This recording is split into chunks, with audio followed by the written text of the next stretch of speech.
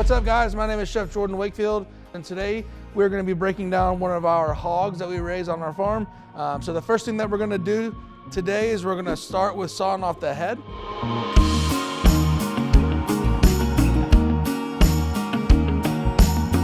So switching over now just to the simple boning knife. When breaking down a whole hog, you're really going to try to use the saw as little as possible. You don't want to get that bone fragment into the meat. So we saw when we need to saw and we cut when we need to cut.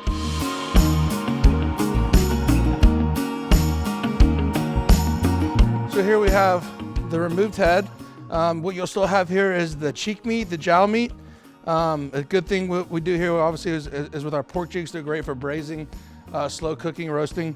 The pig ears, again, boiling those off, cooking them off, cutting them up, and deep frying them for little pig fries. There's 4 primal cuts. You're gonna have your shoulder, you're gonna have your loin up here up top, your belly at the bottom, and then your ham here at the end. So what we're gonna do now is break down these individual primal cuts, and then we'll work with each one individually. This is what's gonna be your shoulder. It's composed of the Boston butt and the picnic. So contrary to popular belief, the Boston butt is not actually in the end of the hog. That's where the ham resides. This is gonna be in the front top shoulder. There's 14 to 15 bones in a standard Chester white hog. So we're gonna count about 4 to 5 bones over.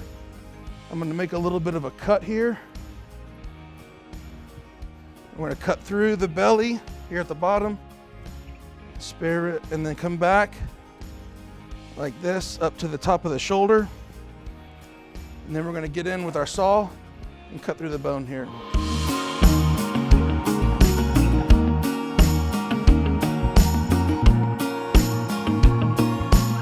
Let the blade do as much of the work as I can.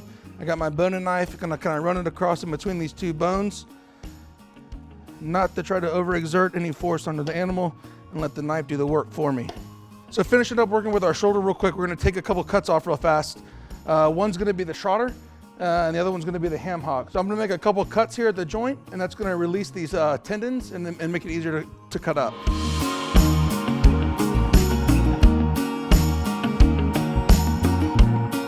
What we're gonna do now is kind of feel in here with this joint and kind of get in the crease here, cut this off, and we're gonna remove the ham hock.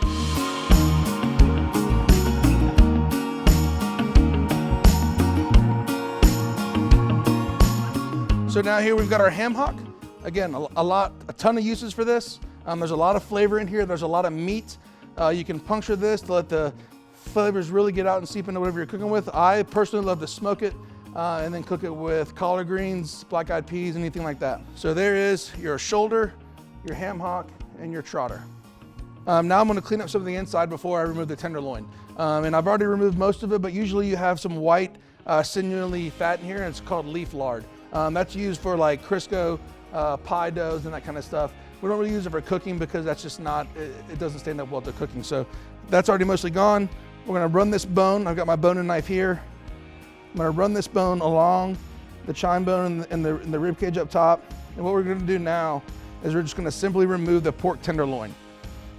And the reason why we like to remove this, obviously, for one, the pork tenderloin is a great cut. It's a lot of flavorful, it's very rich, very tender. But once we start breaking this further down, we don't wanna do any more damage to the tenderloin. We wanna be able to utilize every meat in the entire pig. All right, so this now is gonna be our pork tenderloin. What we'll do is, when we start cleaning this stuff up and finishing up, we'll clean all this little trimmings off.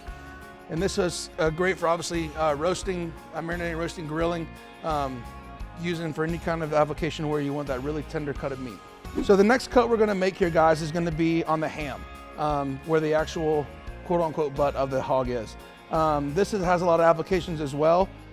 Typically, these are used for curing, dry aging, charcuteries, and that kind of stuff.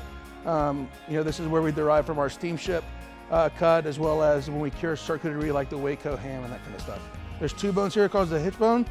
And what we're gonna do is we're gonna cut through this. I'm gonna make some cuts just as a mark with my boning knife so that I know where I'm gonna cut through at. I'm gonna cut through the flank right here. And this is just gonna be the start of the belly, which we'll get to next. This is where I'm gonna saw through because I wanna keep as much of that belly as I can intact. Now what this is gonna be here on the end is gonna be the sirloin, and that's where we're gonna get our porterhouse cuts from. And as soon as I hear that saw stop sawing through bone, that's when I kind of want to stop as much as I can and use my knife as tedious as it is, I really don't want to cut through bone if I don't have to, and I don't want to use my knife to cut through bone as well. So now this is what we have is going to be our ham. And you can see from right here, the hog, this is a beautiful piece of meat. So our ham is done now. It's separated from the carcass. Now I'm going to leave the trotter and the shank attached, and now we're going to use this to cure and maybe possibly make a steamship ham. So now we've got our center carcass here, kind of the moneymaker, if you will, for where we get a lot of our really formal cuts that people are more familiar with. I'm going to take my boning knife and just clean a little bit of this flank out, this little skirt that's a little extra. This is really good to save and use up for sausage grinds, burger grinds, and that kind of stuff. Just give us a little bit better picture of what we're working with. All right, so here we've got, what we have is our loin chop up here up top. We're going to cut through the rib bones, and we're actually going to separate right here, where we're going to then remove the ribs, which in that case would be the spare ribs from the belly, and these ribs that'll be left up top are going to be our baby back ribs. And inside, in here, what we're looking for is that great color right there. This beautiful marbling right here is going to be our pork loin, and then our belly here at the bottom right here as well. I'm going to make a mark on one side and kind of just run my knife down so I can see where I want to cut, so I can utilize the most belly and get my baby back ribs up here as well. So when you're cutting this is going to be a little bit of a tedious cut because you're going to have to use the saw pretty much the whole way through, or at least the whole length of the carcass. So take your time, make good cuts, and really just try to cut through just bone and use your knife for the meat part. And as you're cutting through these ribs, if your saw is not long enough, like in my case, cut through what you can, and when you start hearing and you start feeling that meat, don't saw through that, just kind of stop, pick up your boning knife or one of your other butchering knives, and just kind of go through, separate it a little bit. Again, take your time with this, because this is kind of where you're going to get the majority use of the pig after we're done with this. All right, so I'm going to slip on some gloves here now. I'm getting nitty gritty with this thing. I like to use my hand so I can feel everything about it, but just to get a better grip on these knives and everything, we're going to start working with the gloves here. So we're going to go through here and continue our cuts.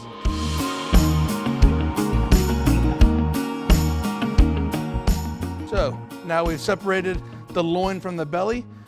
Here's our two cuts here, and let's work with cleaning up this belly. So right now we have our belly, and the last thing we're going to do to this belly, which is actually one of my favorite cuts, is the pork belly. It has so many uses, so many different applications that you can use with the hog. If you're not aware, this is where we get bacon from. The pork belly is essentially uncured bacon, so bacon starts out as a pork belly. Typically, it's done with either smoking for short periods of time, between 3 to 5 hours. You can braise it for 6 to 8 hours to really get that flavor come out. There's just so many different applications you can do with the belly. And what we're going to do now, just to finish up cleaning this cut, is I'm just going to remove these ribs here. I'm going to take my boning knife, and I'm just going to vary as little as I can. I want to stay just underneath those bones. I want to lose as little of the belly as I have to. Peel just right back. Continue to run your boning knife along the edge. Now we've got our ribs. We have our cleaned out belly. And if you weren't aware or are guessing, this is actually what these spare ribs are, the cut down from the St. Louis cut from the belly. So what we got here, guys, is going to be our loin chops. This is where we're going to get our 10 bone racks, 8 bone racks from. If we would have left some of the long bones on from the spare rib, that's where we get our tomahawk cut from. So you can see here now we've got the clean rack here. Again, this perfect marbling. Again, it's a tribute to the way the Cheshire hogs are raised, and their best quality in being the intramuscular fat.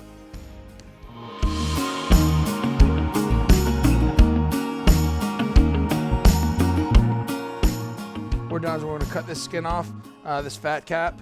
And what we want to do is, again, we're not going to waste this. This is the stuff that we're really going to want to use to break down, to use for cooking, render cooking, to making sausages with for grinds.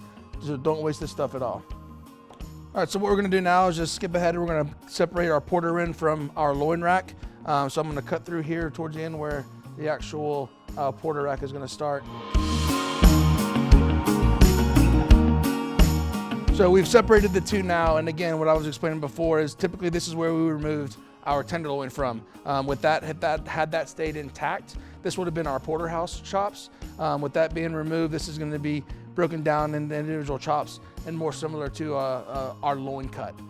Again, very flavorful, lots of marbling.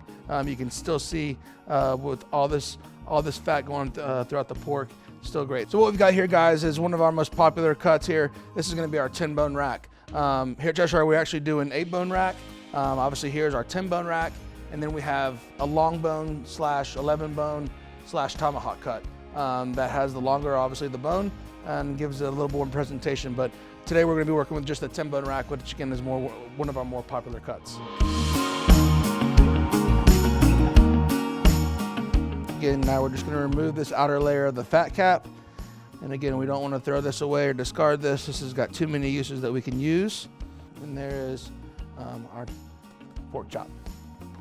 Now, if you're like me, that's where it stops. A lot of chefs do prefer, and a lot of people do prefer, to use a Frenched option. The technique of Frenching a chop or a bone is we're basically gonna move around the bone here where the eye of the meat kind of ends. We're gonna clean this bone off, so at least for a much cleaner presentation.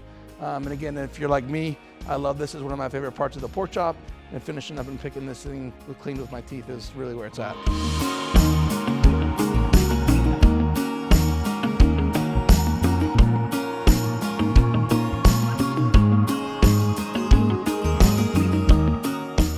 This is mainly intended for presentation-wise with some of the chops. So then again, you have your chop and the clean French bone for presentation. Our 10-bone racks come 2 to a case. So imagine doing that 20 times. For production, you do the math, it's not easy. So we can do that here at the production level, it's easier just to have us do it. All right, guys, so what we have here is our shoulder. And what we're gonna do, we're gonna separate this into 2 pieces, and then this baby will be done. What we've got here, the lower half is gonna be our picnic, the Boston picnic, and then up top, it's gonna be, once it's sawed in half, it's gonna be used for our Boston butt. Everybody's familiar with the Boston butt. Again, it's the shoulder part of the hog. It's not the rear, which its name suggests, so much that we're actually trying to refer to this now as the Boston shoulder, to avoid that confusion with anybody, especially people who are not professional and that wouldn't know that the Boston shoulder / Boston butt rather comes from the shoulder and not the rear of the animal. So I'm just gonna take a quick saw to this. So we have our picnic here at the bottom again, and our bone-in Boston butt / Boston shoulder up top. And the rib cage is you can still see the finish of the rib cage and the spinal cord. We're gonna cut just below that to leave all the bone in, because typically you want to slow roast, slow cook, so slow smoke the Boston butt. And leaving that bone in is gonna give a lot of flavor and a lot of additional moistness to the meat. And always remember, when you're cutting through the animal, any part of the carcass, if you don't feel the bone being cut through, stop, be patient, take your time, pick up another tool, in this case a boning knife, and try to find out where your seam is, where your cutting point is. And if you need to go back to the saw, obviously do that, but try to have as little friction in the meat as you can.